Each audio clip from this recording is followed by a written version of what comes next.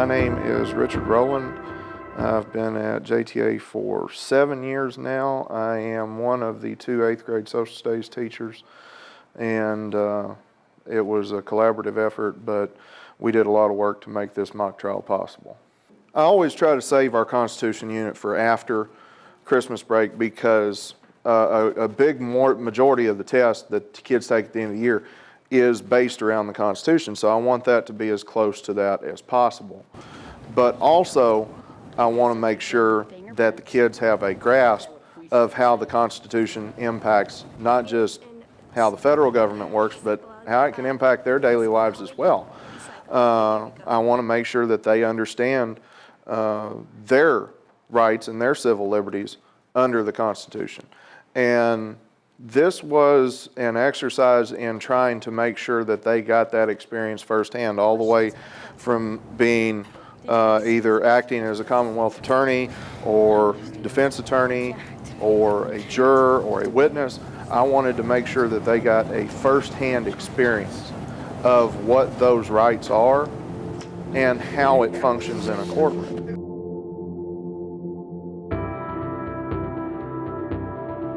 We feel that the suspect was able to make his own decisions because his IQ tests were higher in average, and therefore that would make him able to plan this robbery and be able to make the capable decisions. You conclude? Yes. Defense, your opening statement. We believe that Mr. Vernon was not capable of making the decision that was wrong of robbing the store, and that he was guilty of robbing the store, but his IQ tests were on the lower scale of IQ. Conclude. With pretrial motions and opening statements concluded, prosecution, you may call your first witness. Mr. Hill, what is your job? I'm a therapist. So, you're not a psychologist? No. What kind of schooling do you have? I have a master's in psychology. And how many people were with you while testing Mr. Brennan's IQ? It was just me. It was just you? Okay. And from what have you determined from these tests? His IQ was on a range between 67 and 76, which makes it for him not be able to plan the robbery. And can you explain to the jury why we would want to believe your IQ tests were better than the one with Ethan, who has a PhD and a team of psychologists helping him determine the IQ of Mr. Brennan? Do I hear an objection? Yeah. On what grounds? Ethan doesn't even know what's on the PhD. On what grounds? What am I supposed to say? Did he ask a leading question? No. He did. No. He did? Yes. Yes, he did. Sustained. The witness won't answer. The jury will disregard. You may continue questioning your witness. So, you didn't quite explain to us. Why should we believe your tests over the team of psychologists and the head psychologist with a PhD? I sat down with him with 3 45-minute sessions in which we did testing in those 3 sessions, and I feel that I spent more time with him than the others. So, it says on my paper here, one of your tests were the same. How did we run one of the same tests, but yet you get such a lower score? Because I feel they didn't spend enough time with him for them to get accurate results. How do you know how much time they spent with him? I just don't feel like they did. How would you know that? I said I don't feel like they did. Doesn't mean I know. And if they have a higher schooling than you, then why would they have to spend as much time if they know more? Every single one on their team has higher schooling than you. They are a psychologist, you are a therapist. One has a PhD.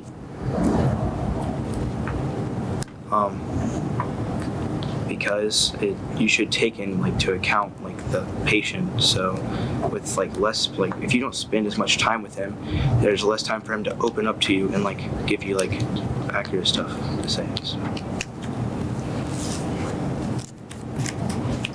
So we don't know exactly how much time. It just says on June 1st. So that could mean anywhere from probably around an hour to 24 hours. 3 45-minute sessions.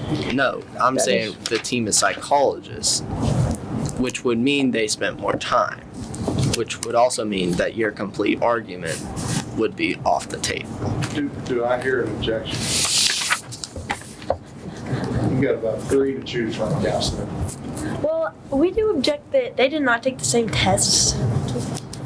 I said we took one. That's evidentiary. What's wrong You with this said- question? You took No. both. Tell me, not Adam. Okay. What? Is he being argumentative with the witness? Yes. Objection sustained. Commonwealth needs to move on. Do Okay. you have any more questions for this witness? No, sir. Alex, can you explain to me when he entered the store, what did he proceed to do?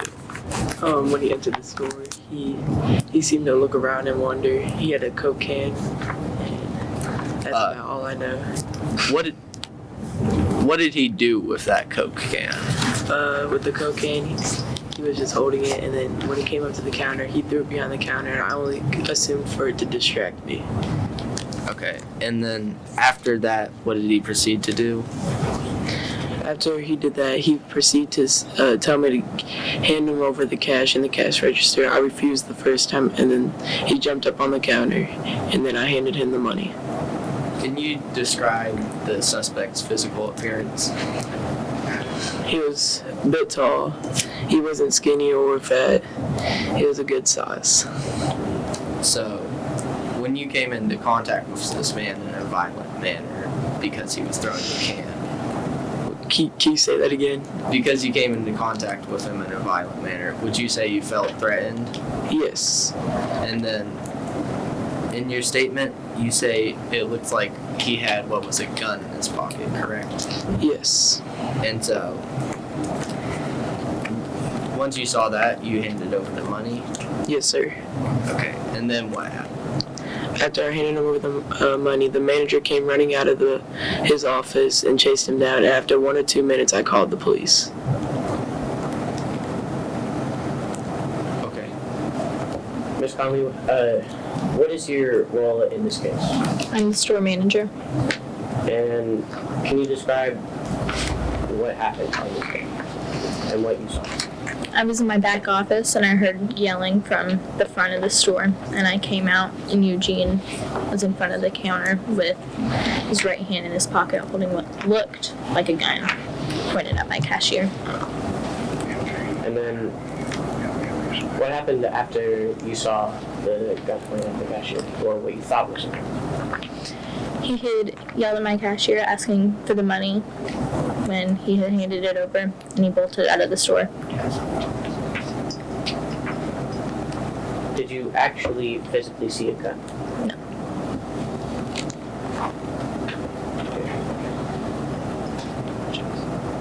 And so did you start to chase him? And what happened when you started to chase him? He had ran down the sidewalk outside of the store, but I had to come back because my hip gave out. And who was the one who called the police? My cashier. No more questions. Defense, cross or recall? Cross. May proceed.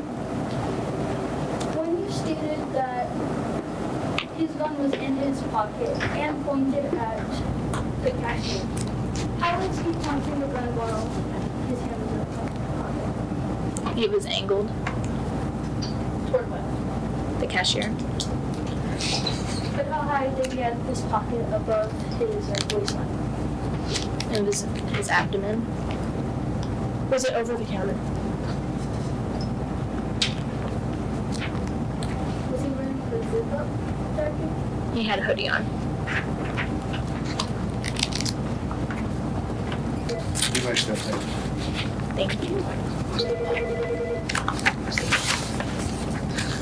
On the VHS tape that you guys got, what did the suspect do on this, and what did he look like? He walked out of the store. We only had the VHS tape of him walking in and out of the store, and he was wearing a really dirty hoodie, and that's all I could see. And so, can you describe to me what happened this day from your standpoint? From what my witnesses told me, he entered the store and threw a can behind the counter. He demanded for the money, and after the money was handed over, he ran out of the store, and the store manager followed him. And you said the can was just to distract, correct? That's what the cashier told me. And your evidence recovered was that he had the $56 and that was it. Yeah. That's it. This time while that being no further questions. No, sir. Would you like to cross this witness or recall? Yes. And Mr. Coppersmith, what is your role in this case? I was the trooper. So you were the one who was called and arrived at the scene of the case. Yes. Okay, so from what you saw, well, okay. So when you arrived at the scene, what did you see? A Coke can behind the counter. I thought you responded to the 911 call and got the suspect. I got the suspect on the street, at the scene. Okay. What did the suspect have? He had $56 in cash. That's all. Can you describe his physical appearance? He was on the bigger side. He was pretty tall. Looked to be around 18.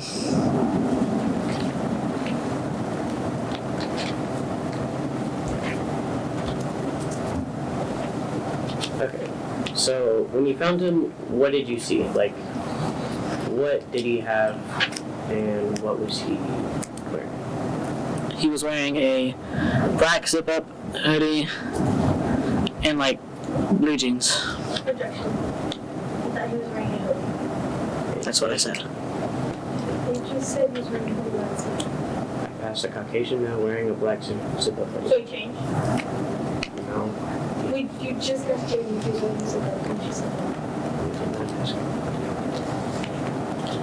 She said he was wearing a hoodie. We don't have a court reporter, gentlemen, but that is what she said. So were you the one who filed all the of what everyone said about what happened? Like the store manager and the cashier and the witnesses?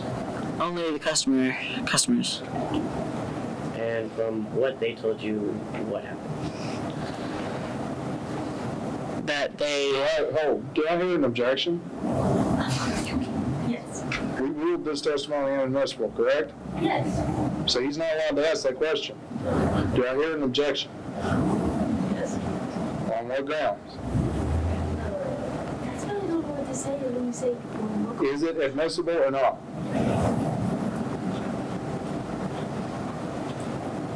these objections are killing. Mr. Warren. Counselor, you can't ask that question. Yes, sir.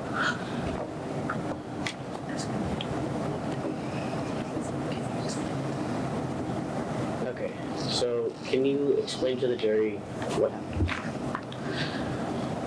He walked into the store threw a Coke can behind the counter to distract the cashier and lift himself onto the counter and to grab the money.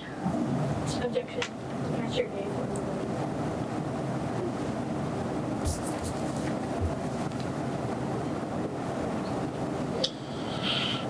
The cashier. Yeah, you are correct, but we're going to let the jury make that decision. Overruled. Continue.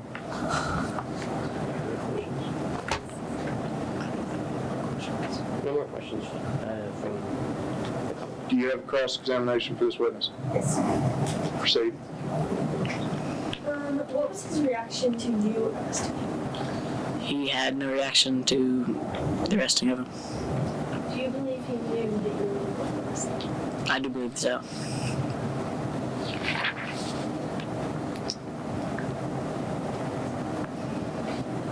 Was he aggressive with you?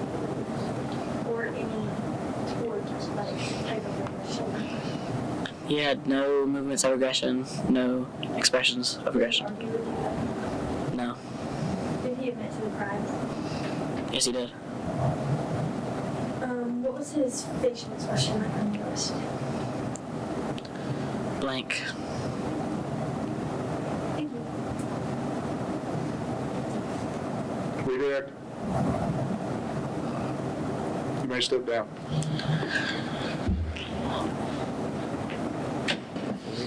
One sworn, still sworn. Mr. Scott, proceed. Can you describe from your standpoint what happened on the state to the jury? I was in my back office. I heard yelling coming from the front of the store. I came out to the front of the store and Eugene was onto the counter with his right hand in his hoodie pocket, pointed at my cashier. And can you describe his attire? I had thought he had just had a hoodie on, but it may have been a zip up. I cannot recall. Any further questions, this witness? No, sir. Cross? No? No. You may step down. Thank you.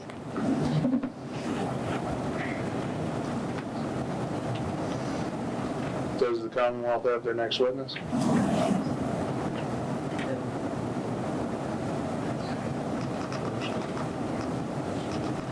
Do I hear an objection?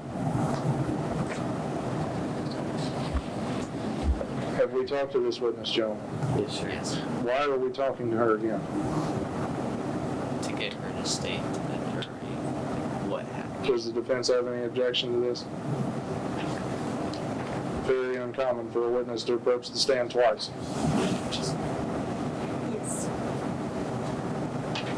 We do have objections. What do we need to get from this witness that we haven't already? Or is there any other witness that could possibly testify to this effect? There is. How about we call that gentleman? You may step down. Who was the detective? Go ahead, Detective McKnight. One sworn, still sworn. Mr. Myron, proceed. And let's get the facts of the case that we haven't already, shall we? So when you arrived at the scene, what did you see? I saw the cashier and the store manager. That's pretty much it. And then I asked them questions. So, the Coke can behind the counter, you ran a fingerprint test on it? What did that determine?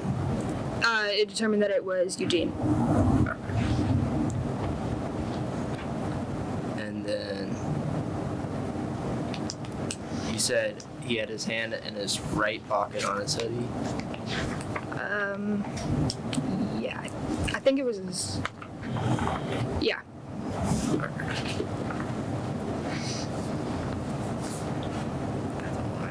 Alright, no more questions for you. Defense, do we have cross for this witness? You're dismissed, Detective. Would the Commonwealth like to call another witness? Does the Commonwealth rest? Yes.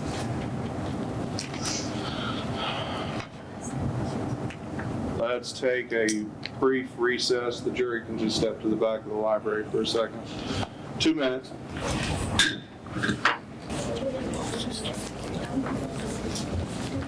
Is the defense ready to proceed? Yes. Will Gallery have a seat for me? Defense, you may call your first witness. Alex. Will the store cashier approach the stand?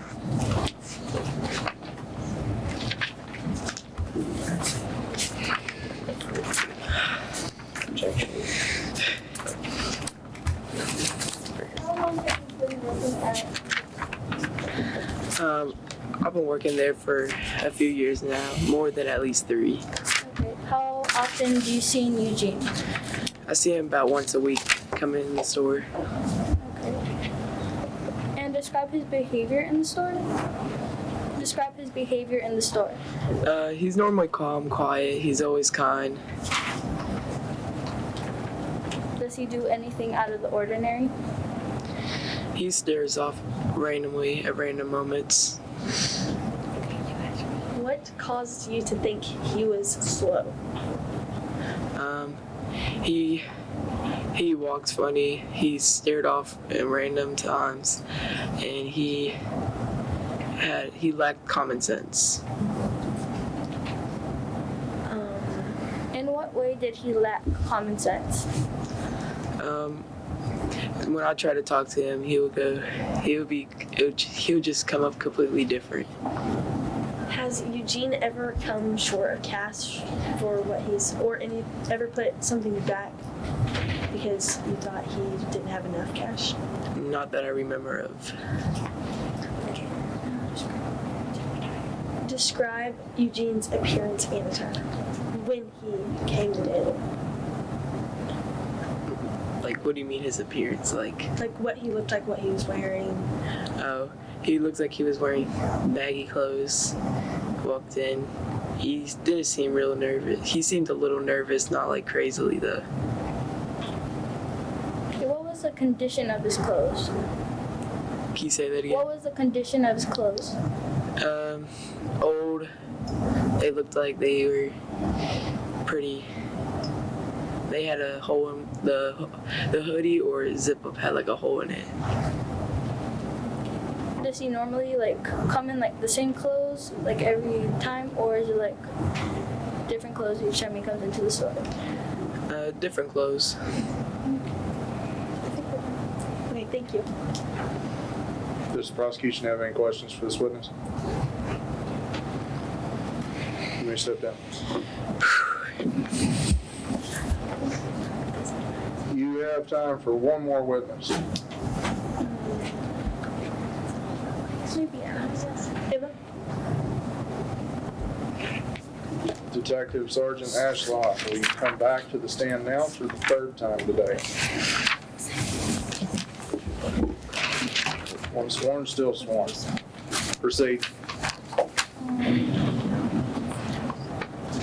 What did Eugene's house look like?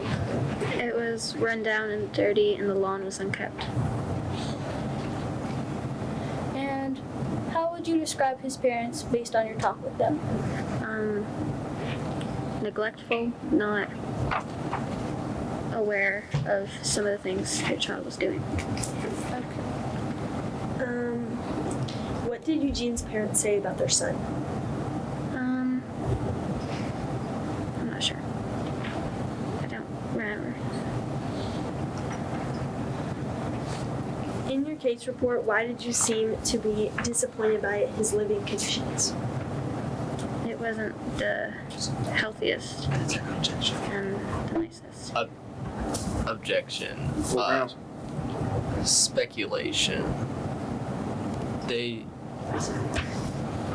don't have first-hand knowledge of some of the questions they've been asking. Such as what? Sergeant Ashlock, how long have you been with the state police now? A while. More than a decade? I think she's qualified to answer that question. No, as in the fact of she get this information from, I'm sorry? like, no. Overruled. Move on. Okay. Why did you think it was necessary for there to be further investigation? What his home conditions were like could have contributed to his mental health, which could have contributed to why he committed the crime.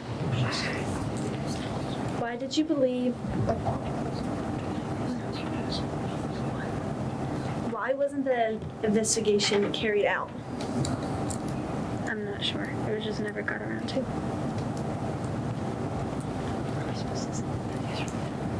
You recommended to the Cabinet for Youth and Family Services that an investigation be carried out, and none was. Correct? I strongly suggested that it should be carried out, I but would strongly suggest a little bit more. I'm ordering the Cabinet to conduct an investigation. You'll see to that, Mr. Scott. Carry on. Counselor, do we have any more questions for this witness? Do we have a redirect for this witness? No, sir. Thank God. You may step down, hopefully for the last time this afternoon.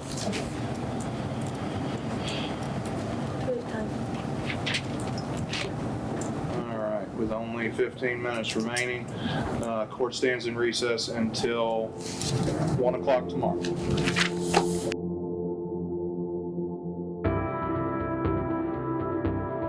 Prosecution calls Chase Field to the stand. Come up here and have a seat, please.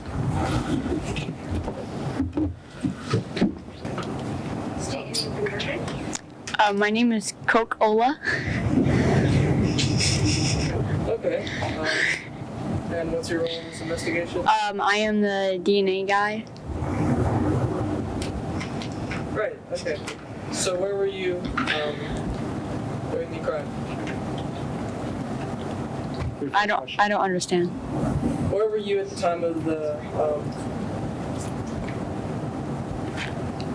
Where were you at the time of the incident?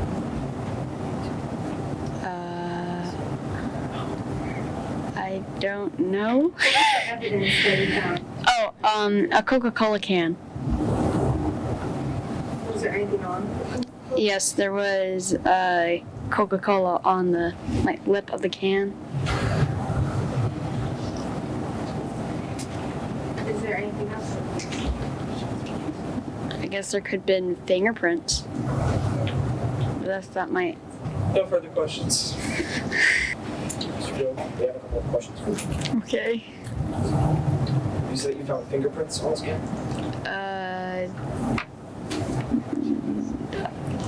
Yeah. Mr. Fields, are you a detective in this case? Yes. And you were supposed to look at the coke can? Yes. What is the purpose of looking at the coke can? Well, it. What's special about this coke can? It just. Oh, it had DNA from the Coca-Cola from the lip. It was the DNA matched with the victim or suspect. So those DNA of the victim ones? Suspect. Jeez. No further questions. Sit down, Chase. You all have any other questions for Mr. Fields? No. Now you can go sit down.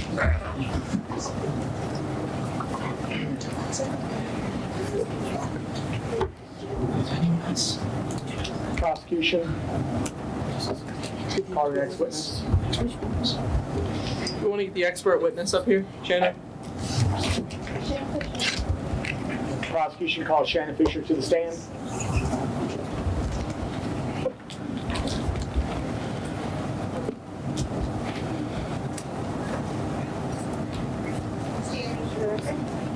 Shayna Fisher. What's your role in this investigation?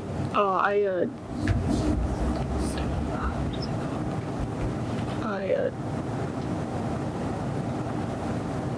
can't remember the name of what I did, but Right. Okay. Where were you at the time of the incident? I don't know. doesn't say on like the thing. And then the other question might be, when did you process like this data? How many, like the information, how many days after did it? How much time was there between processing and the incident? Was there any evidence that you found in the furniture? No, that wasn't my thing. Anything you saw? I got the IQ of the suspect. So you're the psychologist? Yeah. Shane is the psychologist. 86, which is in the average. What is the average rate? 85 to somewhere in the hundreds. Right. Okay. So his IQ is greater than the range. Yeah. That was a leading question. No further questions.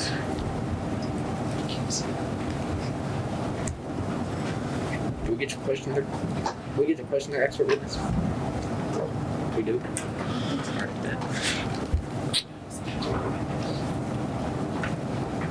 Alright, so you said you tested for his IQ, right? Yes. Alright, and you found his IQ at what?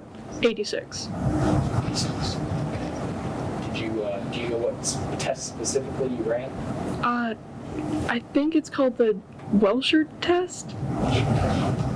You think? I don't know how to pronounce it. Okay. Do you do these tests commonly? Yeah. Do you consider yourself good at your job, or you just can't pronounce the name of what you do? I just can't pronounce it. You could have Objection. Yeah. Badgering witness.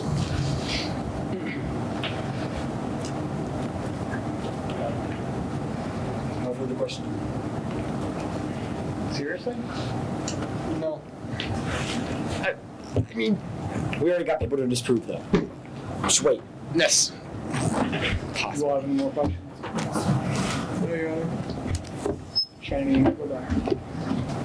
Ella?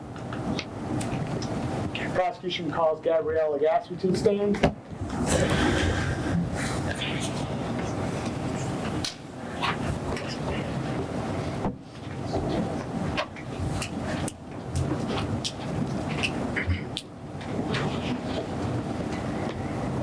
State your name for the record. My name is Edward Pickard. What's your role? I'm a detective. What were some of the main things you recorded? I recorded most of the evidence. Okay, what's some of that evidence? Most of the evidence was a Coca-Cola can, the VHS tape, the cash that was stolen, and the fingerprints. How strong do you think the evidence is? Well, for the fingerprints, the handprints matched the fingerprints on the file, so I'm not sure. So Exhibit A, the Coca-Cola can. Can you tell me what all you found from that? We found fingerprints on the rim of the can, and it did prove that it was in the suspect's possession at a certain time. On Exhibit B, $56 in cash. It says, upon the arrest of the suspect, you found $56. Did you find any weapons? I do not believe so.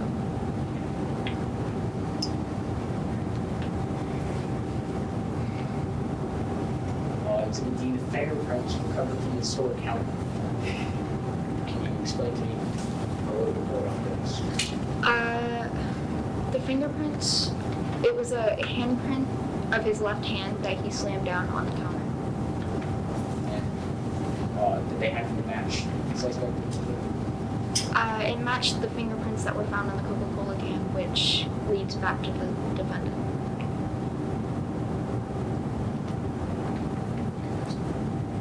How do you know that he was being particularly malicious by putting his hand in it?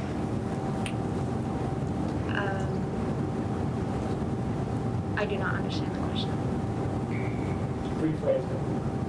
It's fine. Rephrase it so she can say. You said that you found a handprint on the counter. Yes. Okay, so how does having a handprint on the counter mean that he was robbing the store?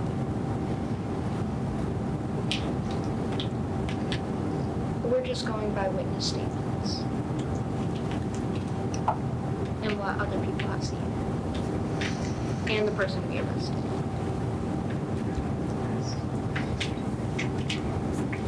Other questions? No questions.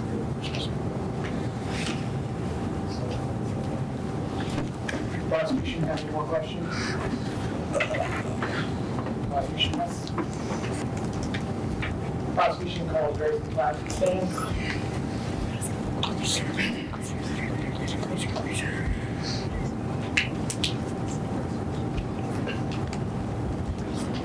Is he an expert witness? Is he also an expert witness? Hey, pay attention because it's their expert witness. Grace of the lab. What's your role in this? My role was a psychologist. Yeah. We found out that that he had a stable state of mind at the time.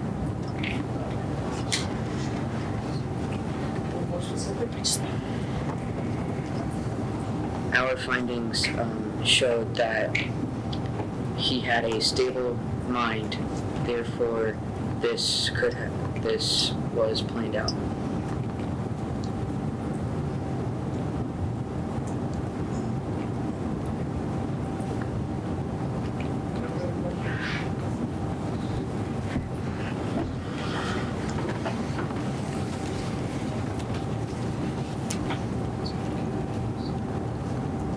Alright, so you're a psychologist. Do you remember what the exact number of score you got was? I believe it was 90. Okay, and you've been a psychologist for a long time? Yes, sir. Exactly how? Say about 5 years. Do you, would you say you work for the state prosecution for most of the cases? Yes, sir. And do you happen to know what tests you ran? Are they just like do you know what tests you ran on the suspect? I ran the ink blood tests and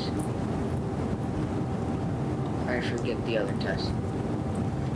How does running these tests, how does the results say that she is remembers?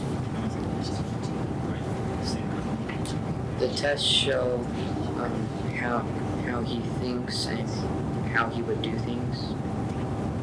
And how does he think? He thinks as a normal person, so as a normal person who would rob a gas store. So going back to your statement earlier, you be able to explain this? Yes.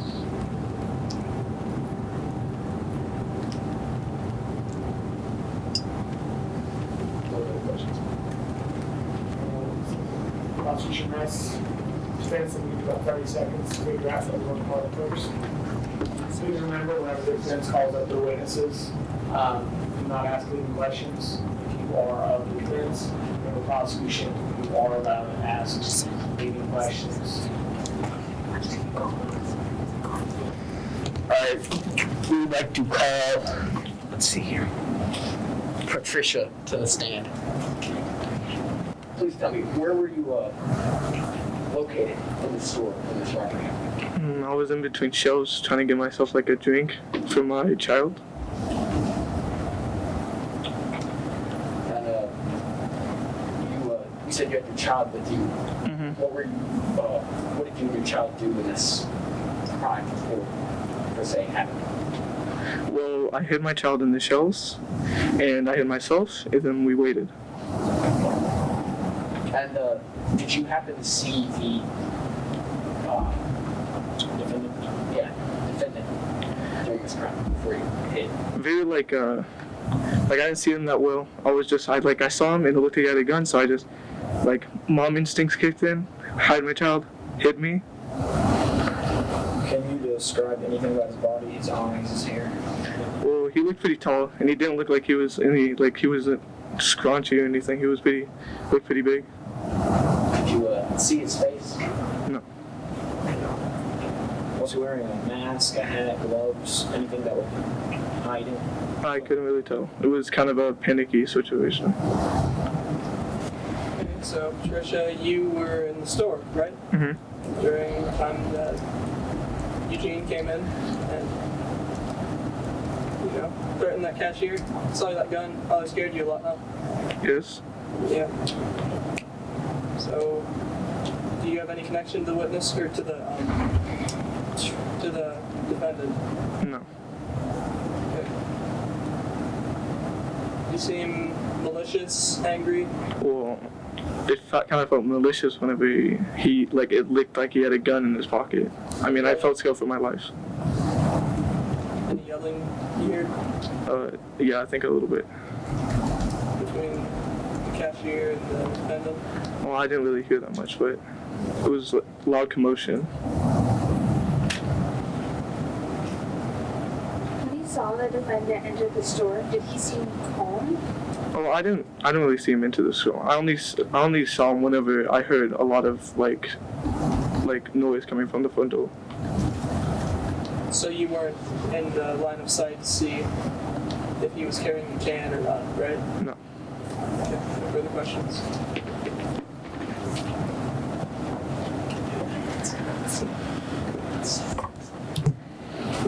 Just one question. You said he seemed malicious when you thought he had a gun. Did you see the gun per se? Well, it looked like a gun was in his pocket. I saw the shape, outline of a gun, basically. Okay. You don't know if he completely had one? No.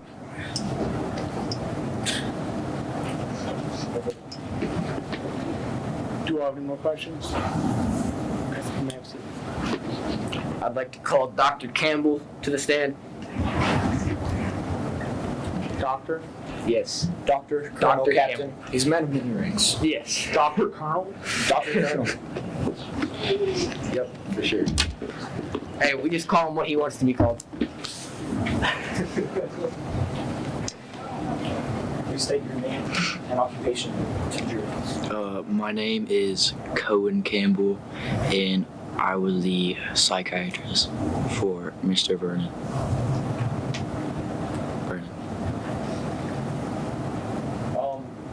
So you said you were a psychiatrist. Did you run some tests on him this week? Yes, we had 3 45-minute counseling sessions. Rephrase the question.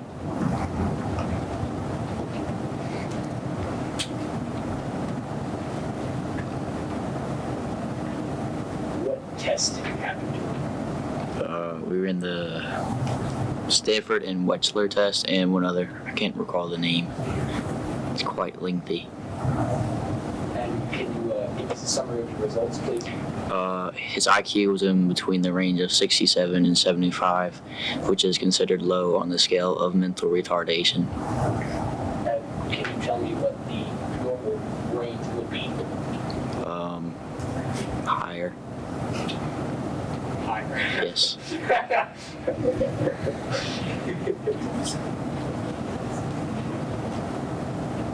For the record, we had a testimony earlier that said that average was 85 to 115, just so the jury knows.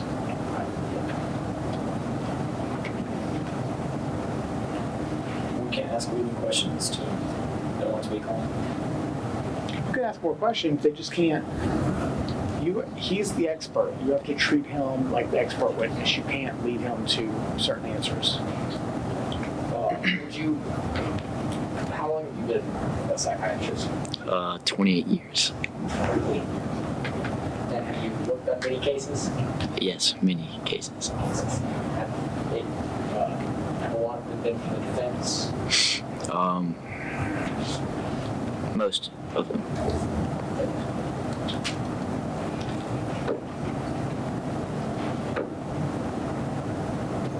So you ran all of the tests for the defense. And do these tests normally come back and prove that the defendant was less than average intelligence? It's different for every person. It's just an accurate test. Yes. No further questioning. I have one to say. Don't walk across this. Say that for the objective. Question. I'm waiting for it. It's not coming. We can use that. Okay. Question. In a lot of your cases, do your results seem to vary from the prosecutor's results, or are they somewhat close? Yes, they do seem to vary. No other questions. Okay, Dr. Campbell, right? Yes. So, cases typically favor the defense? No, it's whatever I'm assigned from the pharmacy. I know you're working for whatever the crime is, but you said that your cases typically, or your tests typically favor the defense. No, I'm typically assigned defense cases. What are the results? I mean, The results vary for each person.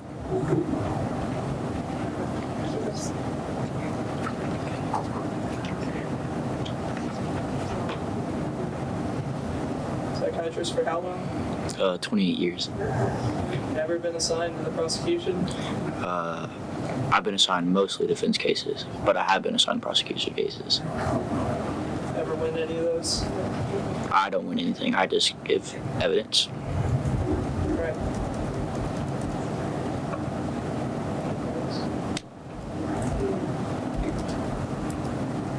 No further questions, Your Honor. Call a queese to the stand. Alistair, are you Laquise? Yes, he is. If you don't respond to it, though, then you kind of have a problem.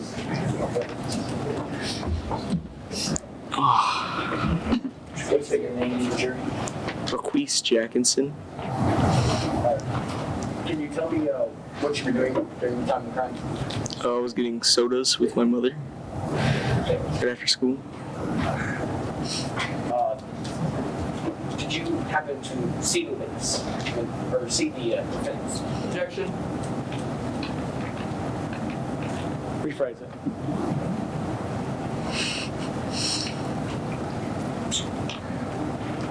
What happened while you were in the school? I was getting sodas with my mom, and then a man came in. He was big. He was yelling at the cashier. And then my mother, she hid me, but underneath the shelf. You said there was a man. Did you ever see this man's face? No.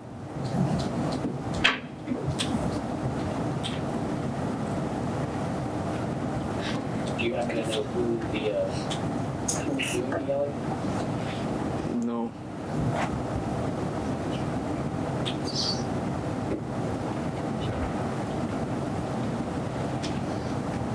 see anything that happened? It was a big man. He was yelling. I thought you just said that you couldn't tell who he was doing. It was a big man. That's all I know. I don't know who. Remember, it's a little kid, so just remember who your audience is, Brady. Maybe instead of questioning the witness, maybe you should ask a rhetorical question to the jury. Maybe that would be a better way of handling it. Yeah. Just sit here and be like, man was yelling. Now, you all will probably object, but if they make their point, There's some strategy to this. Like, that's the whole thing, because they say the jury has to forget, but it's kind of hard to forget something that we said. That's okay. Order in court. Is it Laquise or Requise? Laquise. Okay, my apologies. My sincere apologies. You should ask my mom, actually. So, Patricia? Yeah, okay. Alright, looking at some first name basis here, you know?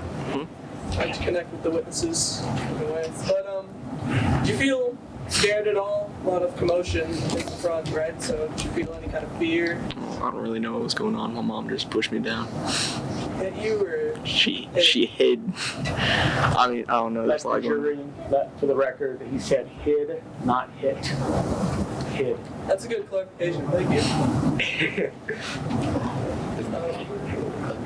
I think we got some lollipops in the front if you want to go. No further questions. Do you have any more questions? Okay, kiddo, you can go. Great. The defense would like to call Dr. Legui to the stand. Dr. Legui. Dr. Legui. Defense calls Dr. Legui to the stand. Please state your name and occupation. Jerry, please. My name is Jacob Legui. I am a psychiatrist. Are you doing the Bane voice? The what? No.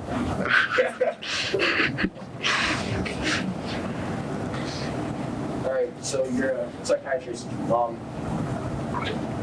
you tell me what your role was in this case? I found out Mr. Vernon's IQ. I did do a little bit of a test on him. Okay, and can you tell me the results you found? Dr. Legui, can you speak up just a little bit, please? I found out that he has an IQ of 72, which is very below the average. And so, with this lower IQ, what would you, for instance, without it being leading?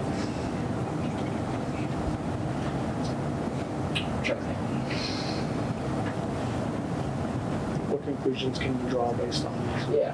What conclusions would you be able to draw about this? Mr. Vernon, he has the mind of a child.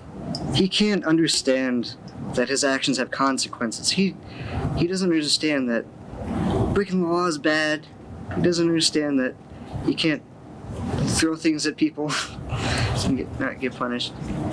He shouldn't be punished. He's too stupid to understand anything. Have you worked on many cases before? Of course, yes.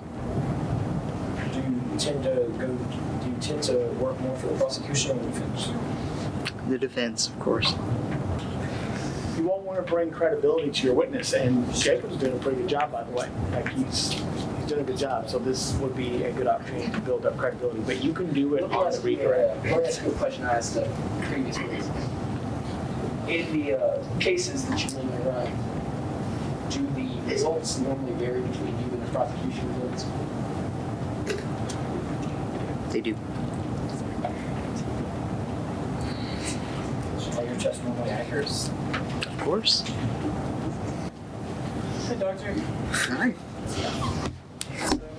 A lot of experience in psychiatry and court, right? The defense side a lot, don't you?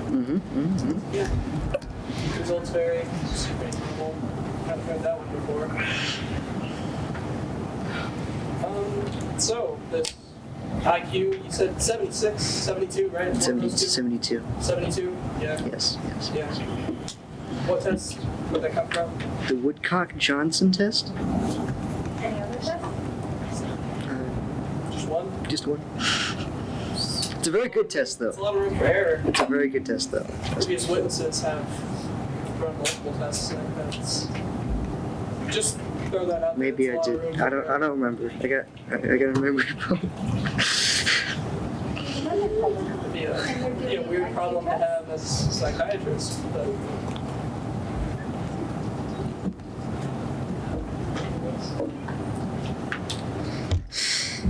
You all should call an objection, but it's for badgering.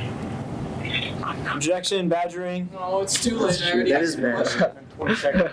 I feel badgered, honestly. I feel bad. It happens. Do you have any other questions?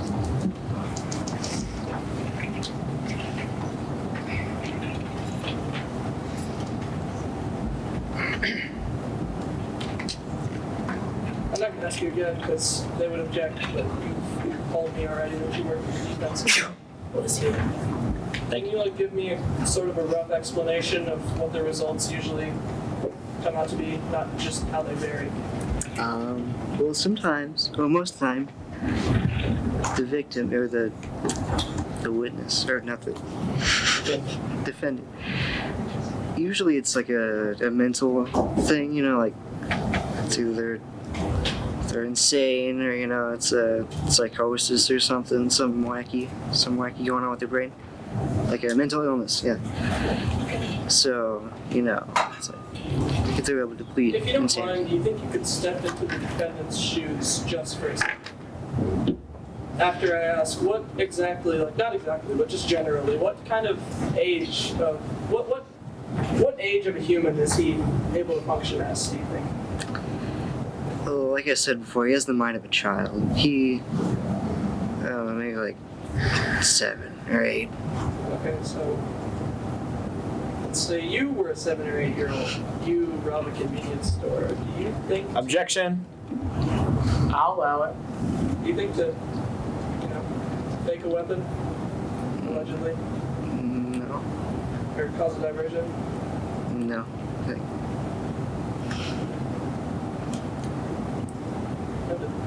No further questions. Go ahead, Harry. Dr. Lugby, how many tests did you run? 2. Or 4.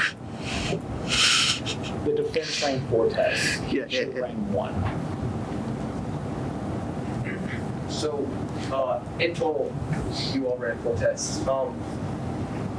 Were the results pretty similar throughout all of those tests you have to run?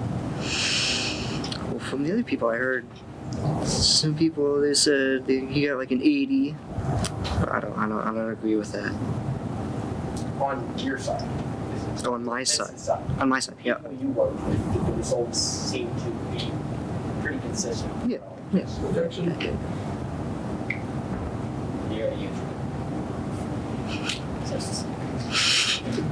So I probably would have allowed it anyway because it's giving context to what you all asked.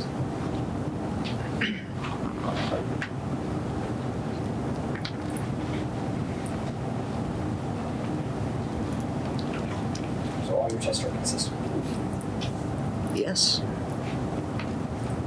So you can say that they're consistent and accurate throughout all your tests. Yes, they're very accurate.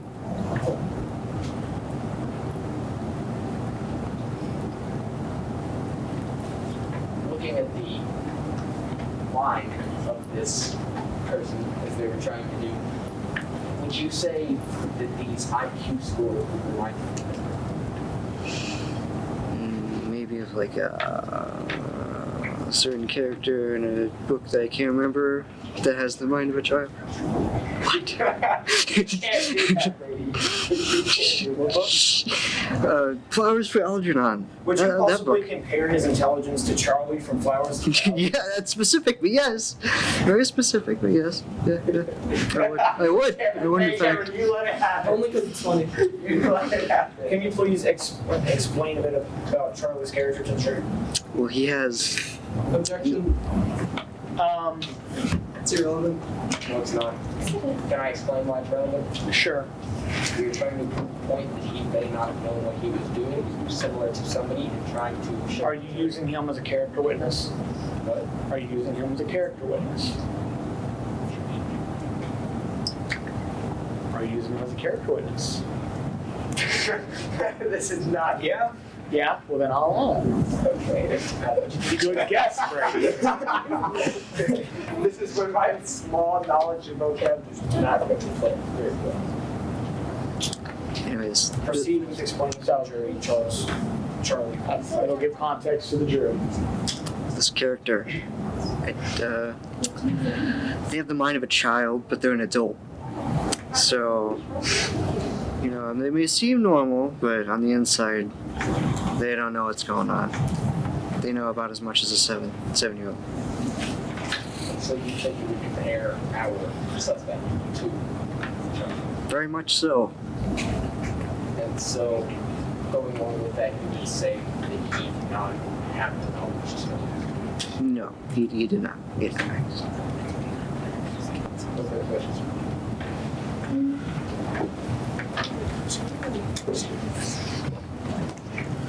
Acting as a witness, do you believe that you are very two-sided? No, I'm not two-sided. I don't think so.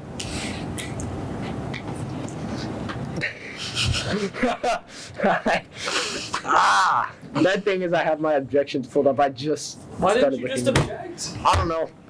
Nothing bad happens. I thought we had to identify what type of objection we were doing. You don't have to. Oh, okay. Unless he asks. Okay. I ask me someone to know why. Okay. So now that this witness is over, I'm going to say something, by the way. You can keep that on if you want, but you don't have to.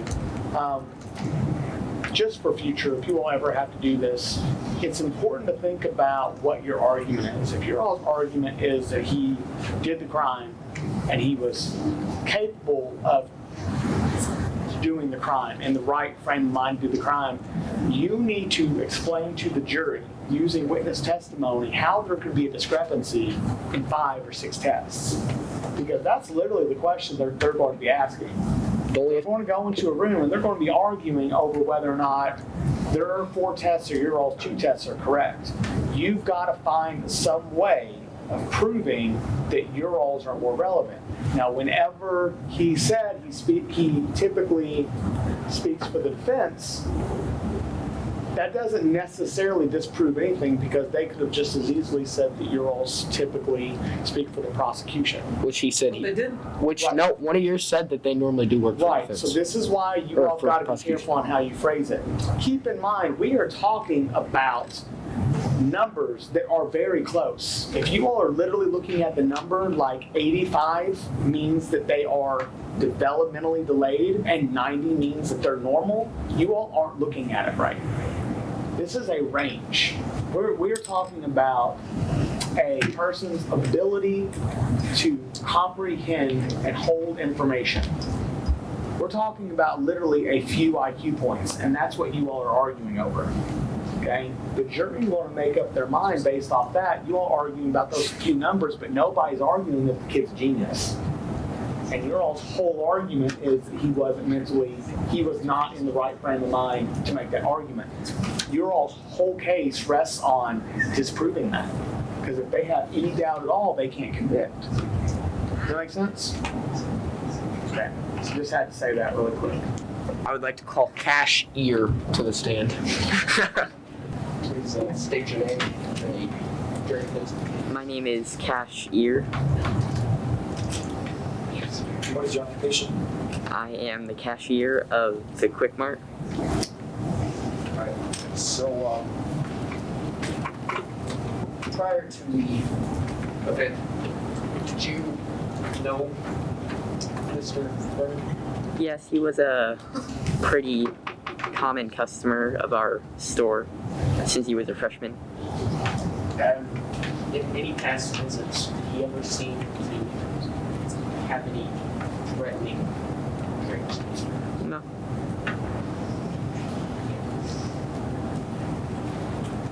Did he ever seem a little mentally unstable in any way? Objection? Sustained. Rephrase your question. Did you ever tell anything about his intelligence? He was a little slow at times. Objection. No. Rephrase. I was thinking It's the same thing. Hold on. Yes, it is. It's leading. It's leading. You need to. Yeah.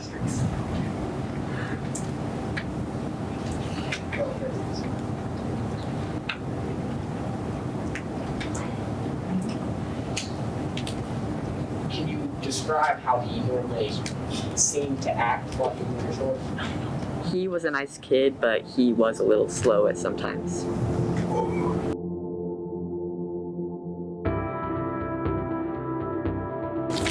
How about we go ahead and take care of Ethan today? Does the defense have any objection? All right. Mr. Moss.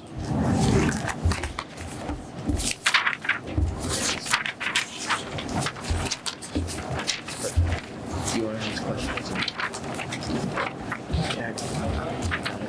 You are to consider this testimony as if it was presented yesterday. Proceed. Okay. Do you want us to go up there, or just? That is entirely up to you. Mr. Moss, what is your role in this case?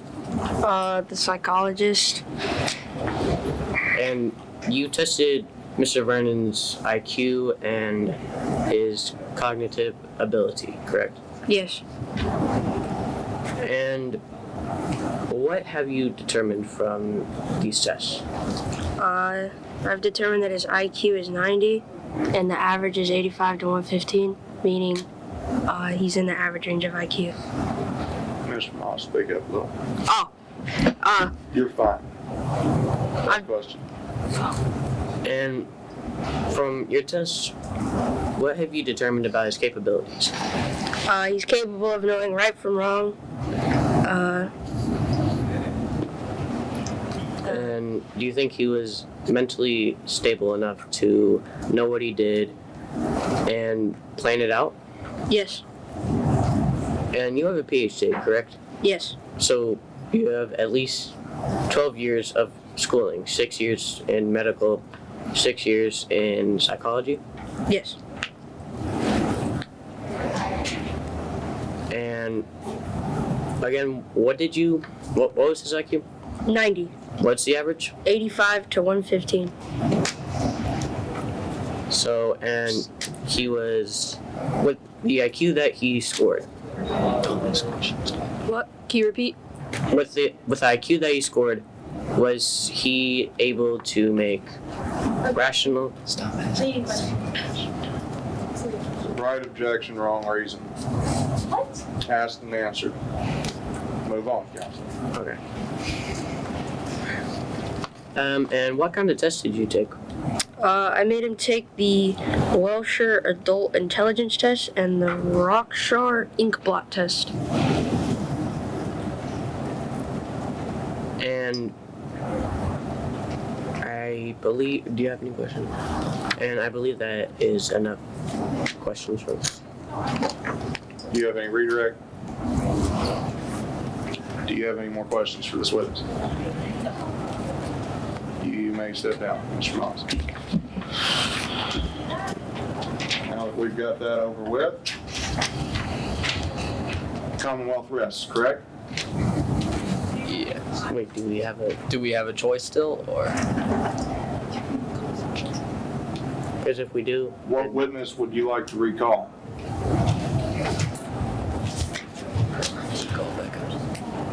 Becca. Does the defense have an objection? Oh, sorry. What'd you say?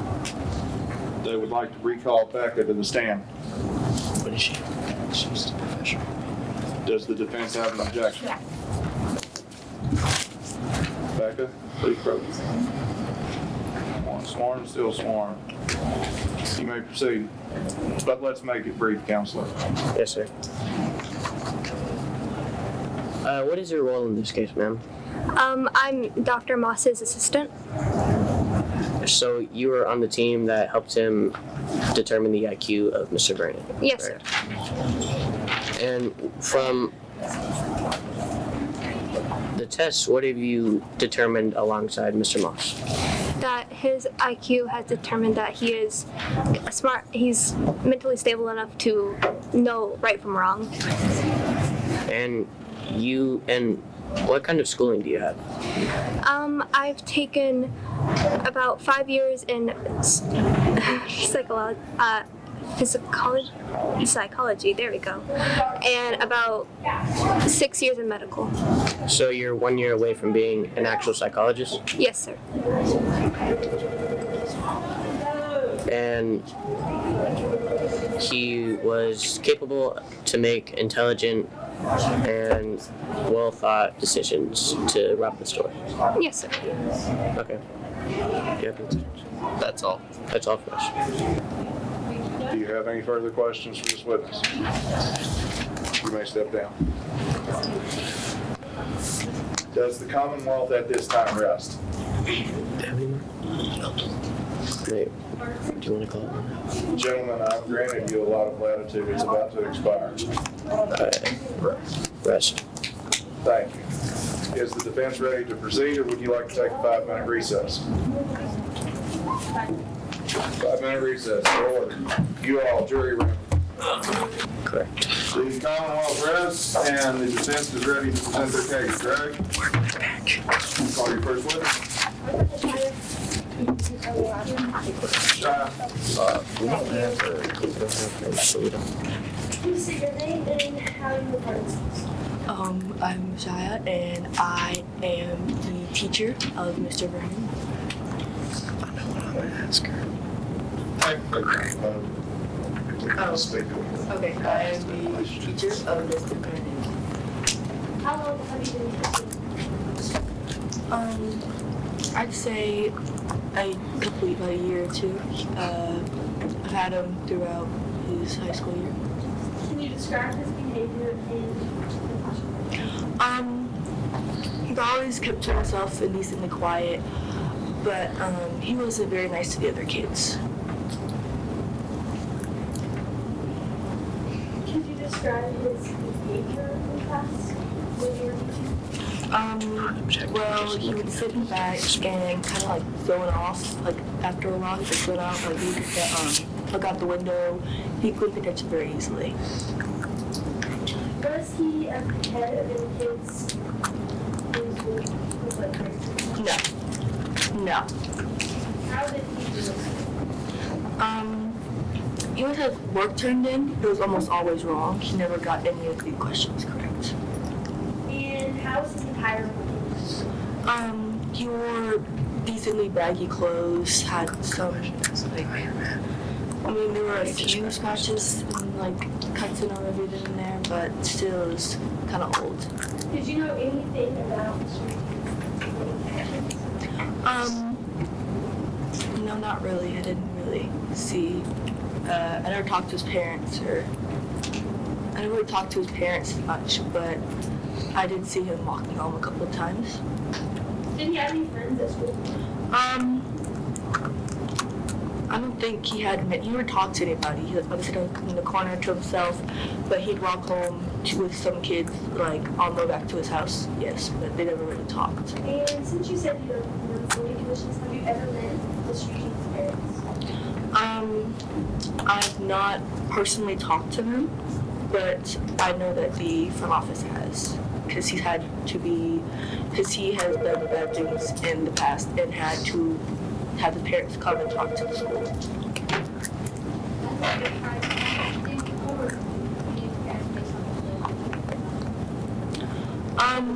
No, I never really tried to. I always just assumed that he was not right mentally, so I didn't want to have to make that worse than it already is. And what made you accept him? Well, he didn't have any really common sense.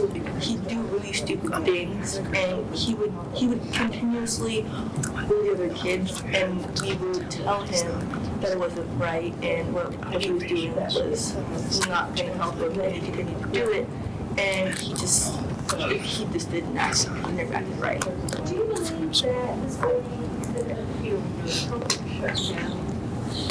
How was his reaction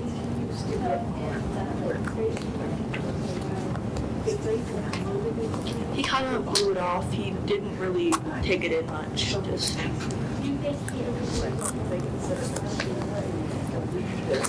I don't think he understands what he's actually doing. I think that if he did know, he would stop or at least try and make himself stop. When he was born, did he look like he was having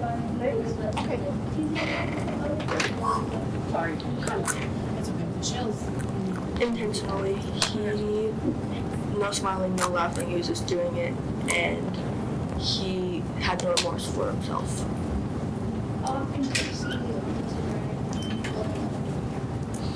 I've seen it happen a couple of times, maybe one or two, maybe three, but there's been multiple cases of this happening, and with other teachers. So I have only seen it a few times. Did he ever skip school? There were times they came in late, and he'd come to school he'd skip maybe a couple days every other week, but not very much. And did he ever not have enough money for lunch? He stole kids' money, yes, on multiple occasions. But no, I never saw him really use it. Just studied in front of it. Going back to the one who what was his condition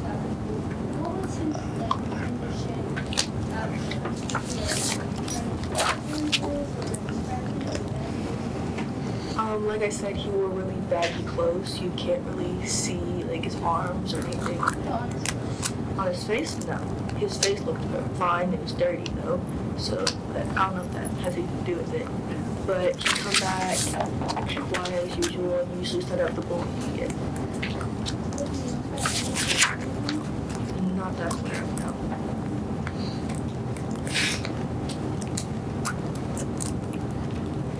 Do we have any further questions from this witness? Have you ever seen Eugene outside of school?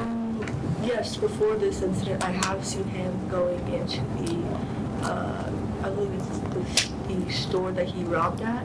I'd seen him go in there at times. I've also seen him walking home with his, I guess, friends. Not really, they wouldn't talk, just people that he'd walk home with. But besides that, no, I've not. Have you taught any other kids in school? I believe so, yes. And how was the day? They have to, like, both be a kid. They never got in trouble, did good work. Would you say he had a good time or They had more friends than he did. Yeah, they were average. They were too popular now. And could you think that Eugene would want to? No, I don't think Eugene's main goal in life is to make friends. He doesn't really try to be nice to people. So. Do you believe that he knows what truth is? No. Would the Commonwealth like 2 minutes to confer with this witness? Yes. 2-minute recess. Come on. Commonwealth ready to proceed? Yes, sir. Yes, sir. So, when you say he's not mentally stable, what education do you have prior to this to determine whether or not he's mentally stable? Like, do you have years in psychology or? I have no years in psychology, but anyone that talked to him can tell that he's not right in the head. Okay. But why should we, like, believe you because you don't have the certification to kind of make this decision of whether or not he's mentally stable? And you've talked to a psychologist, and I'm telling you, I think he's not mentally stable because of things that he's done in the past. He's bullied other kids and continued to do it, and even when we tell him to stop, he doesn't do it. He comes in class he's not happy, but he's not sad. He's just there. And he doesn't act like what a normal kid would.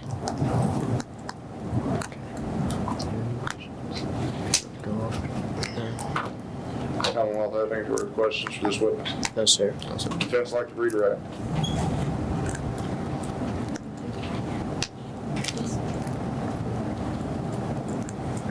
Would the defense like to redirect? Yes. Proceed. Why did you think Eugene bullied people?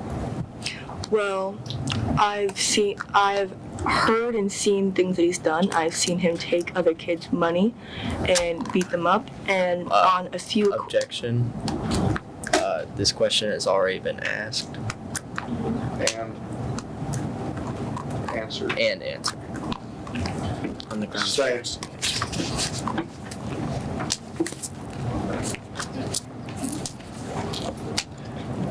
Does the defense have any further questions for this witness? You may step down, Ms. Wilson. Call your next witness. If you hadn't felt the pain, what? Can you describe Eugene first? His appearance? Yes. He was taller, muscular. He always had on, his clothes were never clean. Has Eugene's parents ever came into the store? Can you repeat that? Have Eugene's parents ever came into your store? Not that I've witnessed.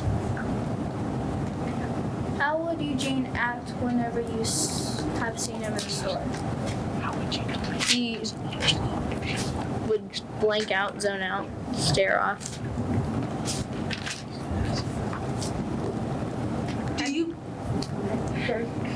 Do you believe that Eugene thought through the robbery? Yes. What makes you believe this? Just because he lacked common sense, I do think that he knew his right from wrong.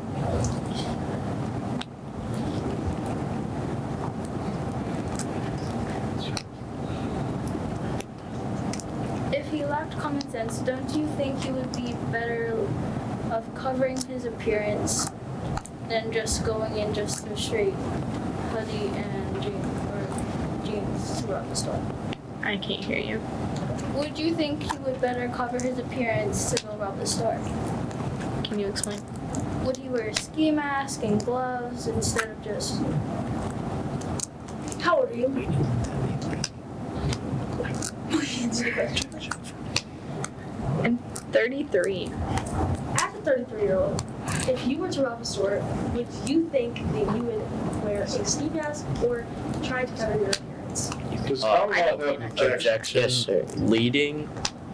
That's not a leading question. It's leading and it's speculation. How is it leading? I'm not Sustained. reading off of Do you have any further questions for this witness? No. Oh. Would the Commonwealth like to redirect? No. You may step down. One sworn, still sworn. Proceed.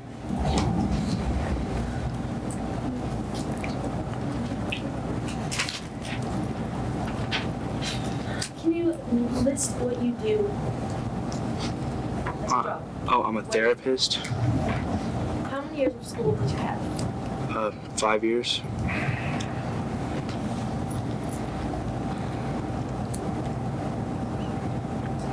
Can you describe Eugene during the counseling sessions? He didn't pay attention very well. He would always kind of zone off, and he wasn't really talkative either. He just like listened to me and wouldn't really talk back. Sorry. Would he try to avoid any questions? He just wouldn't really talk back because he wasn't really listening to me. He would just be looking around.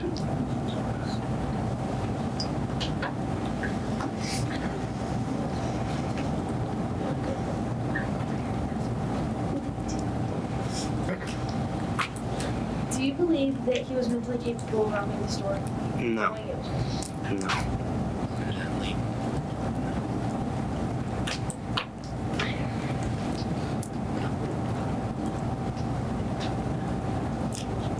Does the defense have any further questions of this witness? Yes.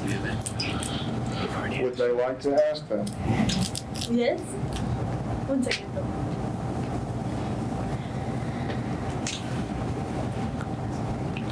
Once he zoned out, would it be like hard to get him to pay attention again?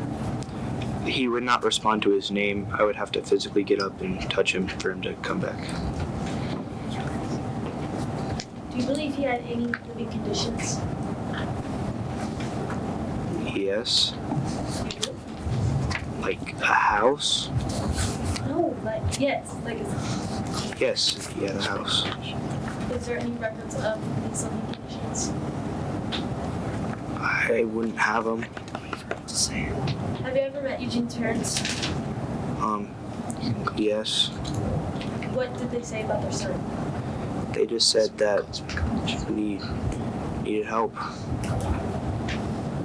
What was their attitude towards you whenever you talked to them? They seemed like they didn't really care. They were in a rush. Do you believe that if he had a condition, that parents would have made it known to everyone? I do not believe so. Do you believe it's possible that he could be diagnosed for something? Yes. Okay, thank you. Does Commonwealth have any questions of this witness? No, sir. Dismissed.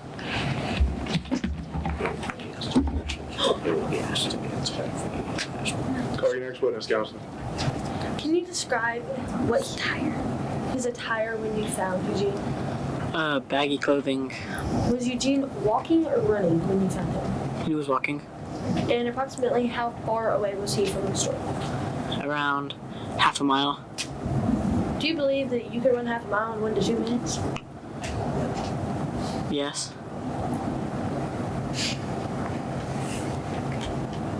Out of breath? Was Eugene out of breath when you found him? No. What was his expression when you asked him to search him? He had no expression. Was he willing to go with you and allow your search? Yes. Do you think he understand what was happening? I do. So, he understood what was happening, but he didn't care? Yes.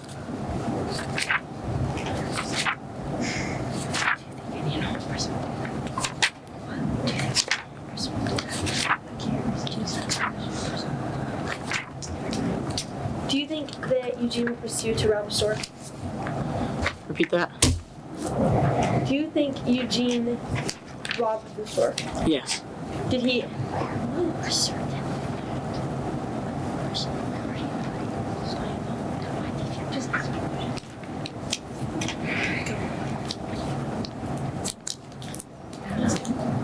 What was Eugene's personality towards you? He didn't really have a personality. Did he say anything to you? He told me that he robbed the store. Is that all he said? Yes. Did he?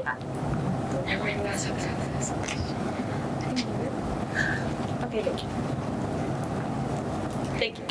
No further questions? No. Do you have any questions for this witness on redirect? Yes, sir.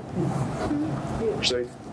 Mr. Coppersmith, do you believe that Eugene was physically capable and had the intelligence to rob the store and know what he was doing? I do. No further questions, sir. You may step down. Does the defense have any more witnesses? Alana.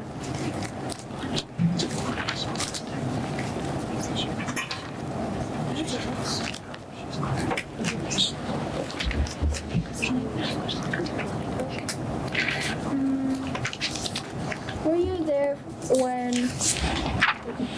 What? Can you state your name and part in this case? My name is Alana Chaveria, and I am the defense expert witness.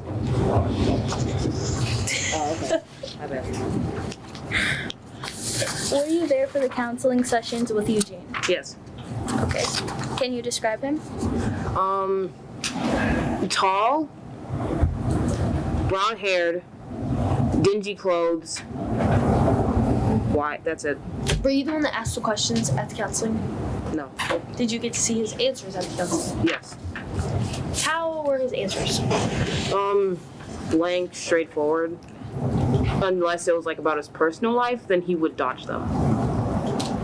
Like what personal questions?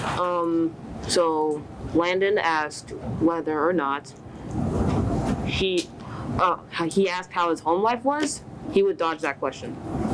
He asked how his school was, or if he had friends. Dodge all those questions. He did.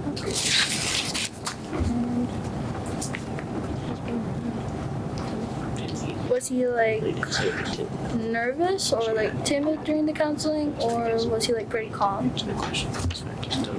Ask that again. Was he nervous or like calm during the? How was his like? How would you say that? Demeanor. How was his demeanor during the counseling session? He was calm, but he wasn't excited. He was just kind of blank, straightforward. Did he answer any questions with lengthy answers or detail? Not really, unless it was about his personal liking.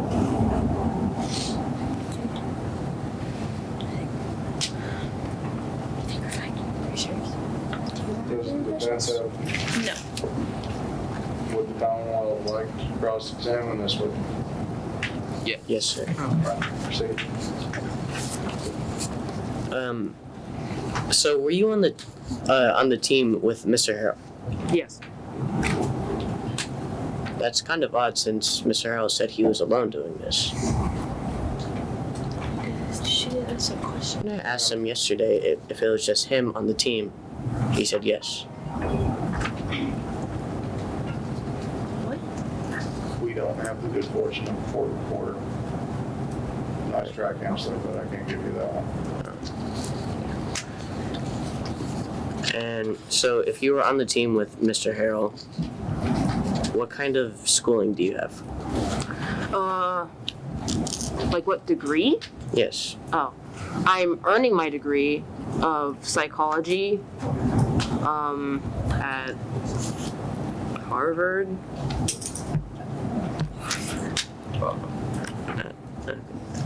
And how many years have you been doing this? 5. I'm going for a master's degree, which is 8.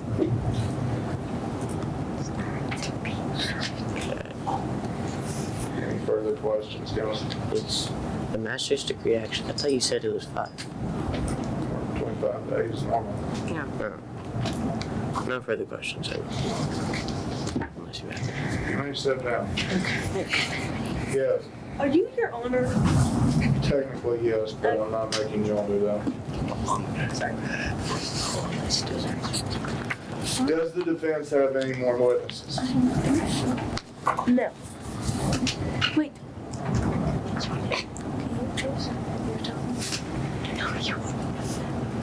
I'm not choosing her. Does the defense rest? Okay, never mind. We don't have any more witnesses. Does the defense rest? Yes.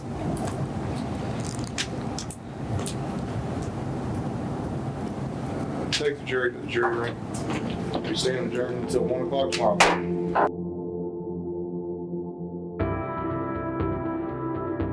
Prosecution calls their witnesses. You all got to be careful of your questions. You're trying to get details for the jury. Remember, you cannot formulate the argument. You are providing evidence from the witness to the jury to imply guilt or innocence. Okay? If it is the defense, if it is the defense's witness, they cannot ask leading questions either, okay? You all can, you got a little bit more leeway, okay? Any questions about this? Wait, why can't we? You cannot ask leading questions to your own witness. Yeah. Okay? You just pointed us and said you all can't. Whenever it's their witness, they cannot, yeah, but yes, you all yes. So, not sure. No. Where'd you get that from? Are we on the 3 MFO? Brain stop. The defense should have, they should be the one calling witnesses, correct? Okay, defense, call your first witness, please.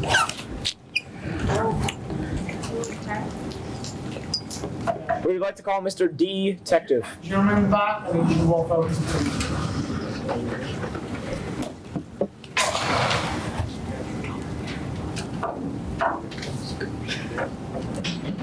State your name and occupation for the jury, please. Detective. So, Mr. Detective, can you tell me what you found in the jury, please? The place was a mess. The van's not the van.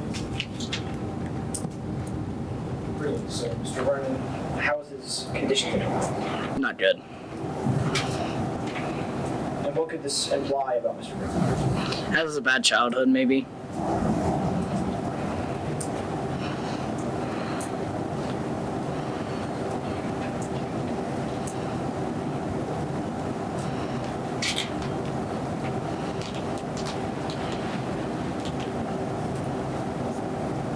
We will need to get details from the witness because I have not heard this witness all day today. What was so horrible about his limitations? It was just the parents were bad. What do Can you elaborate, please?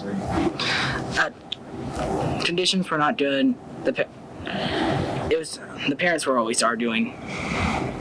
Always arguing? Like, how did this affect Lauren's point? Jury, why are we talking? It probably affected his psyche. So that this could lead to the psychological effects that witnesses have Possibly. discussed. Does the defense have any further questions? Okay. Do you want me to be seated? Prosecution? Mr. Detective, correct? Yes. Okay. First name Dean. Dean. I like it. All right. So, hear about your experience, maybe in your profession. I'm one of the lead detectives on this case. You have any experience with that before? A lot. Way too much. Any side that you favor? Not really. Okay, that's good. Well, he's a detective, Cam. Yeah. So typically, it would be in favor. The prosecution usually works for the state, just like detectives.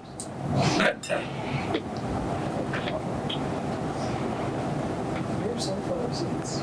In my bag. Victory seats in my bag. Okay. So, Mr. Detective, what would you describe those living conditions as again? Terrible.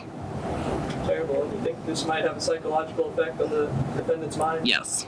Causing him to be intelligent enough to plan out an entire robbery to get $56 out of a store? Objection. Leading question. I can lead. You can. You can. Overruled. You forgot about that. When you state it like that, it doesn't make sense. So you think that the psychological effect that the living conditions of the defendant may or may not have had on his mind would lead him to plan out an entire robbery, yet without a mask? Just seems a little cloudy. To me, anyway. How is it that you found out the conditions of his home life? I went to his house after we had found him to investigate. Anything else? Did you run any tests, talk to the parents, look around a bit? I looked around a bit. What did you see? Terrible conditions, like I said before. Can you elaborate on the terrible conditions? As I said before, the parents were always fighting. The place was. Okay, so real quick. There are details of this case that have been omitted because Mr. Rowland felt like they were too graphic for middle school. So the living condition for that. No further questions? Does the defense have any further questions for this witness? Just one.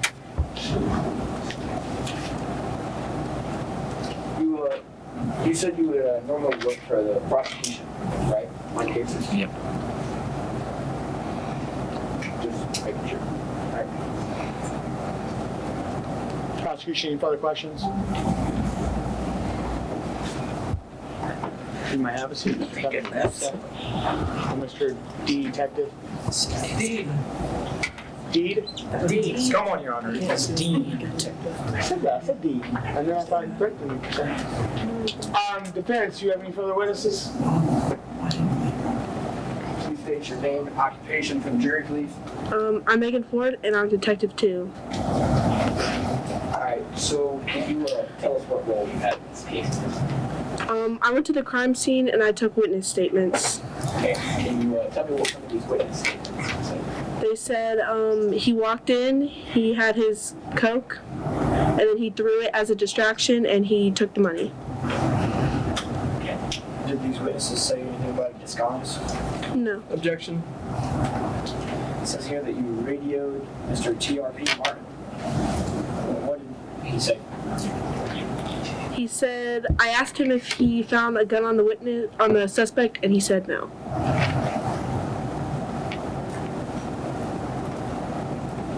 No further questions.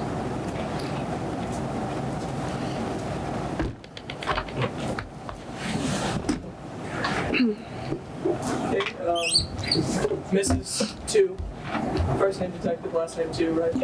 No. You did say it was Megan Ford and I'm Detective 2, so it was.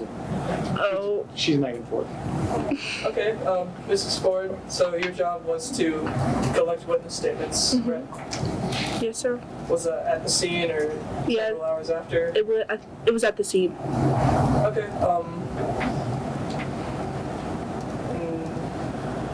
was there ever a gun recovered from the suspect? No, sir. And what did witness statements report about the scene? That he walked in and he had his Coke, and then he went to the front and he threw it as a distraction, and then he threatened him with a supposed gun, and then he took the money and ran.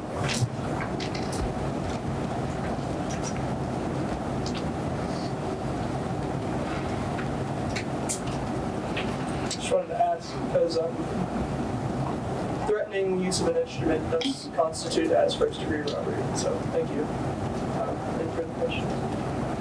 No further questions. Thank you. The defense calls Alex Torres to the stand. Go sit down. Does he at least know what his case is? He's not one of those kids that doesn't. Okay, cheers. Okay, we're in the court.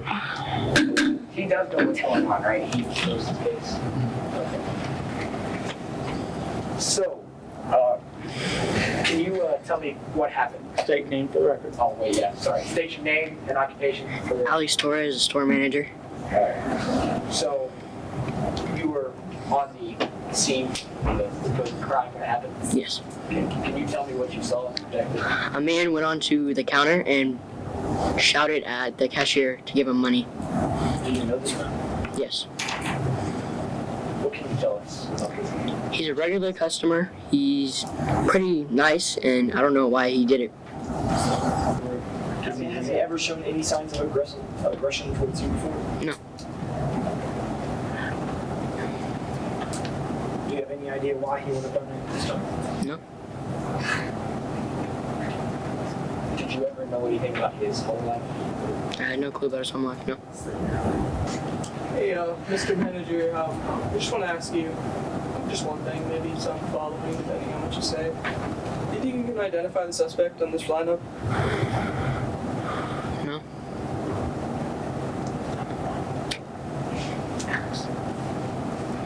I got you. Yeah, number 1. Okay. I would ask you to state your name, but hopefully everyone here remembers this is Mr. Ear. I'm growing on him. He's a pretty nice guy. I'm cashier. I'm the cashier of the Quick Mart. That really connects, doesn't it? So I've already asked you everything about what all you saw, so that's not necessary, but you did say you had no personal connection with the have you ever had a personal connection? No, I have not. Just routine.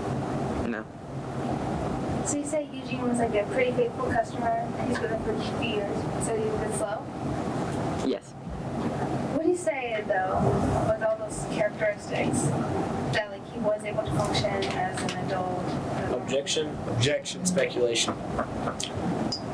Sustained. You need to rephrase that question. If he didn't know him, are you carrying is he a character witness? If he doesn't know the defendant personally, I don't know if you can use him as a character witness. Does that make sense? No further questions.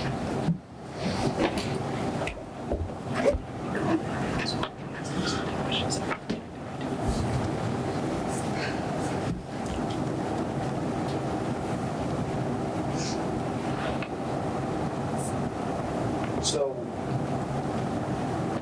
as a cashier, I'm assuming you were behind the counter in this counter. Yes.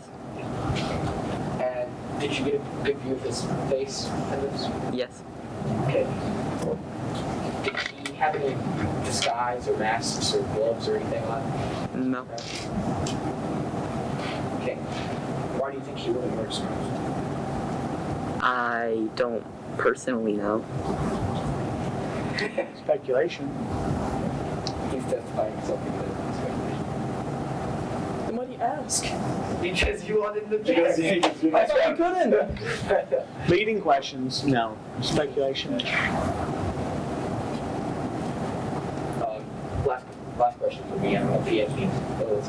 You may not know this, but when he, if I'm understanding this correctly, he had his left hand on the counter, correct? Yes. And his right hand looked to be near his pocket where you thought there was a gun, right? Yes. Now, he took this right hand out of his pocket to grab the money, correct? I handed him the money because it looked like he had a gun. So, but did he remove his right hand to grab this money? No. He did not. How did you get it then? I handed it to him. In what hand? In his right hand? Because his left hand was on the counter, correct? According to witness reports, his left hand was on the counter and he reached over, so his hand could not have been in his pocket. So which hand did he grab the money with? The right. So, when he grabbed this money with his right hand, did there still look to be a gun in his pocket? I don't know. You have no further questions? Good question. I would like to call witness 2, Laquise, to the stand, please.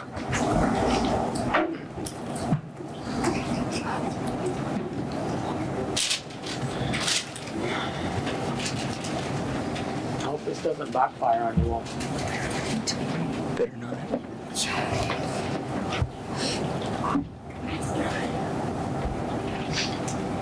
So, you were at the case of the crime, of course, correct? Yeah. And being a kid, presenting the fact that we have evidence that suggests that our suspect might have the IQ of a child, we'd like to get your perspective on this. So, if you were in this case, objection? Four. It is. It's too long. I don't think that's fair. I think you should. So, if the objection is over relevance, you need to explain how it's relevant, because I'm assuming that's what the objection is. Find this. It's one of them. I read it before. Explain the relevance. I don't think that's what it is. I haven't even asked the question. I know, but you gave context. If But Mr. the questions Vernon you're was- asked, you have to argue relevance. You can't place the witness in an if you were statement or if this were to happen kind of scenario. Okay, so you need to rephrase your question. That's what it is. Yes, but I could not that's remember. fine, it's something you don't know. Right. There's a way to do it. As a child, would you say you know right from wrong with robbery? Yes. Okay. As a child, would you say that you know not to act like you have a gun in your pocket or something like that? Yes. Now, as a child, where would you say you learned this? Parents. So would you say that if your parents didn't teach you this, you may not know right from wrong? No. You still think you And where do you think you would know this from if your parents didn't teach you? Well, I think that. Alistair's playing the role of Alistair and not the little girl now. Yeah, he is. Oh, wait. Yes. So, like, you would still learn right from wrong, even because you would still understand punishment from. So, We're at a second grade class, what punishment are we speaking of? it's weird. When was this case? No, I'm making fun of you because you went from being the little girl to being Alistair. And it was so funny. I did. Because your response was like something that you would say. Is that an insult? I don't know. It's just because I just know what you would say. Mm-hmm. So you would say you learned this from your parents? Yes. Would you say that for the most part you had a good home life because your parents get along? Yes. I parent. Say that your parents teach you moral lessons. Yes. Damage is done now. So what you say? I just said damage is done now.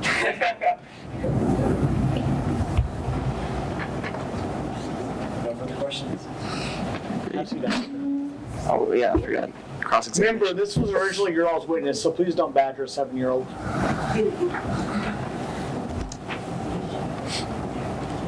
you have any moral values? As a 7-year-old?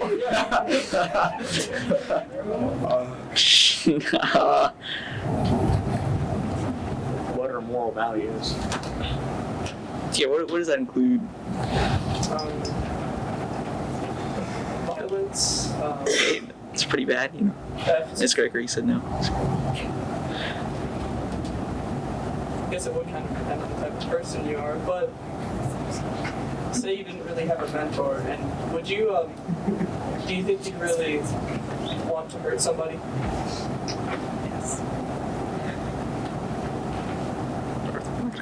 Why do you look at me when you ask that question? No, I would not hurt Court. As a 7-year-old, you know, you can't really hurt anybody. Well, it's America, we have a Second Amendment, I'm sure you could, but Not as a 7-year-old. go to Indiana. Oh, she is 7. You are. Objection, irrelevance. Yeah, sustained. Yeah.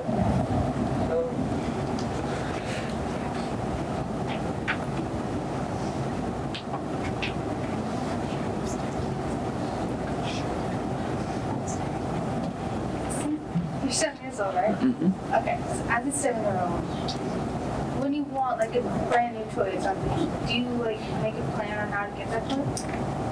No. No? I wouldn't believe so.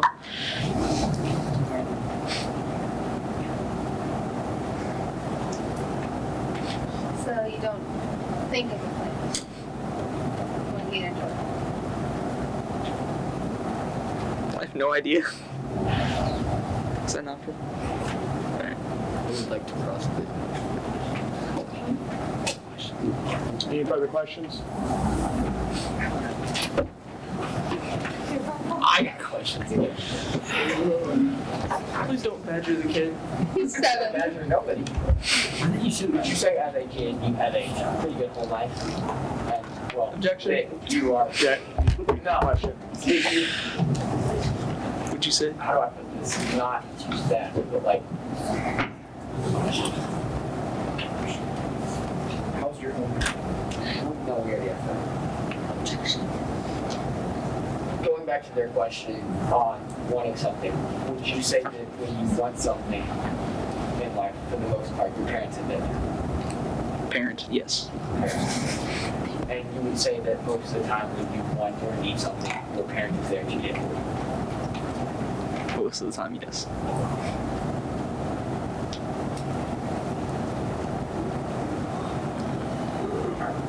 I think that's it. Any further questions from the prosecution?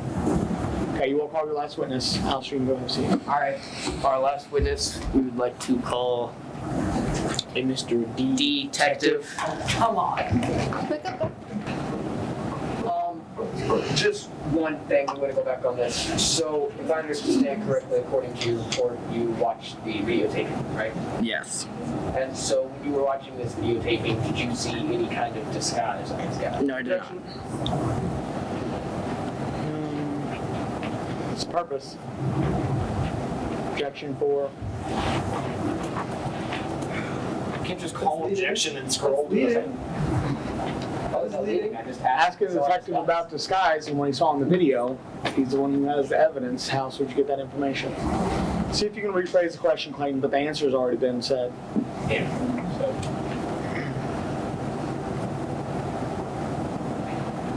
Can you identify anything you did see on the suspect in this video that was said to be on him? Just his jacket. Just a check. Was there anything that wasn't said to be on him that you could see about him? No.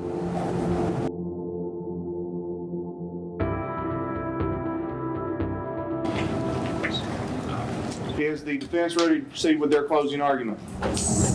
You may at this time present that to the jury.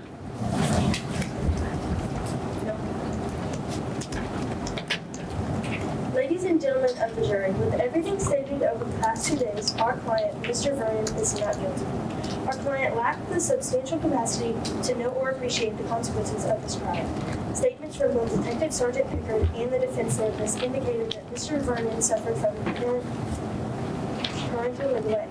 Not only was he neglected by his parents, but he was also neglected by the state. Further investigation that was strongly encouraged by Detective Sergeant Pickard, who was able to see Mr. Vernon's living conditions firsthand, was never carried out. And all the tests were by the defense therapist and prosecution psychologist, Dr. Van der Stein. They both have concluded that Mr. Vernon's IQ is on the lower scale of the average IQ range. Yes, Dr. Van der Stein has a group of expert psychologists backing his claim that Mr. Vernon is mentally sane, yet he was unable to verify whether the test that he ran on Mr. Vernon were reliable. In addition to questioning reliability, Dr. Van der Stein and his team are unable to account for at-home occurrences due to lack of further investigation. With this, we ask for a verdict of not guilty. Is the Commonwealth ready to proceed with their closing argument? Yes, sir. Yes. I'll do the second half.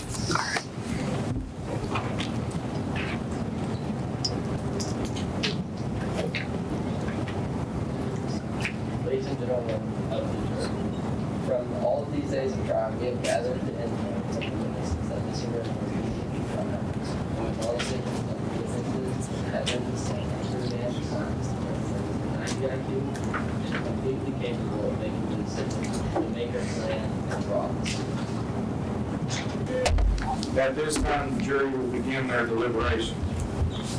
Before I send the jury into the jury room, the Commonwealth has charged Mr. Vernon with 2 counts. 1 count of first-degree robbery, 1 count of second-degree robbery.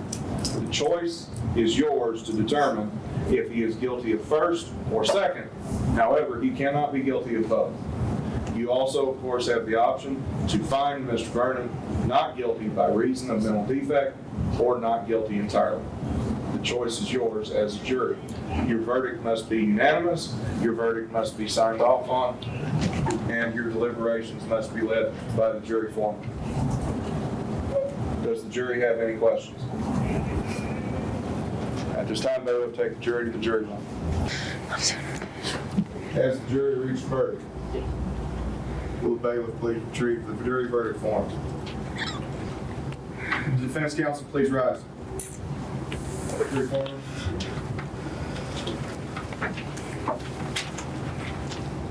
On the charge and specification of robbery in the first degree, how does the jury find? So you find him not guilty on first degree count, correct? On the charge and specification of robbery in the second degree, how does the jury find? We find that he served 10. You find him guilty of second degree robbery, is that correct? What is the recommendation of the jury in terms of Mr. Vernon's sentence? 10, 20 years. Please. Does the defense have a motion? At this time, so ordered.